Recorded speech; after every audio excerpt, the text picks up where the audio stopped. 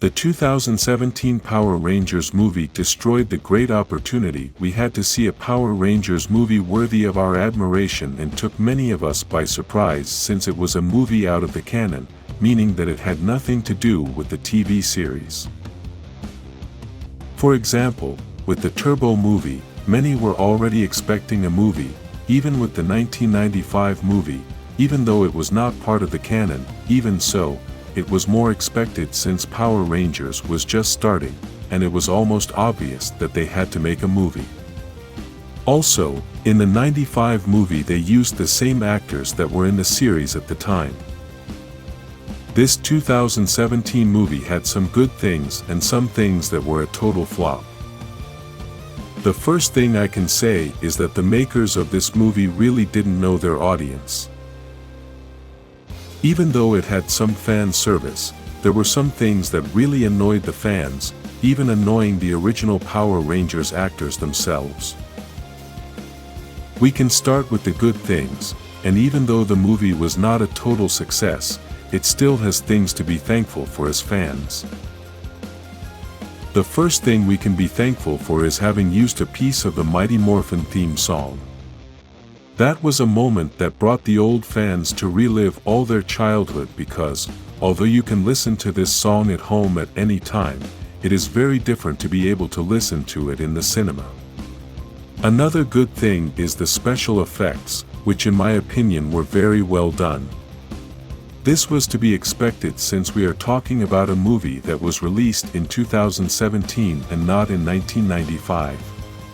The sounds, the images, the colors, the animation of the Zords, all of that was very good and it was something we could really enjoy. Even though the story is not the original canon story, I really liked seeing that Zordon and Rita were also Rangers. Another thing I liked was the power coins. Even though they looked like pieces of glass, it gave them a change from the famous coins we all know. We should also highlight the comedy that we had in this movie since Power Rangers has always had a bit of comedy combined with drama and action. Lastly, the appearance of the original actors of Kimberly and Tommy was something that made everyone scream with excitement. It would have been better if all the original actors had a part and not just for a few seconds but had some dialogue as well. Those were the good things I could enjoy about the movie, but I think the things that made the movie fail were more. First, we must start with the worst, the story of the Power Rangers, 5 rebellious people who were misfits and had a lot of problems with their family and friends. Since Power Rangers began, the Rangers have always been an example for all fans. People who do things right and have good relationships with the other people around them like family and friends. They are not perfect, they all have their problems, but they were always people who sought to do good. The Rangers in this movie were rebels, they wanted to do things wrong and looked for ways to always be mad at life. The only Ranger who was very much like the real Rangers was Billy, as he was a good-hearted young man and made things right in his normal life. Another thing they did wrong was the Zords because even though they looked very good due to the good CGI effects, even so, their design was terrible because they just looked like machines that combined Power Rangers and Transformers. I understand that the story of this movie is different and basically these Power Rangers come from another planet and maybe that's why the Zords look like machines from other worlds. That's why I said the makers of this movie didn't know their audience, as any fan would have loved to see the old Mighty Morphin Zords created with 2017 technology. That would have been a shocking point of the movie as we could see all the Zords with great CGI and amazing sounds and movements. This also happened with the suits, as instead of giving us 5 Rangers, we were given 5 Iron Mans with different colors. These suits have nothing to do with the Power Ranger suits and they were able to create a much better version of any suit. The proof that they were able to make better suits can be seen in the creations that have been made by different artists all over the internet, who have done an incredible job creating suits of another level. One of the things I liked least was Golder, as this character meant nothing. He was a gold giant melting and destroying everything with no personality, no face, and no voice. Golder is one of the most iconic characters in the franchise, and in this movie, they turned him into something unimportant. Even I was slow to realize that this monster was Golder, as he bore no resemblance to the original character. With 2017 technology, they were able to create a spectacular monster with more power and a lot of personality.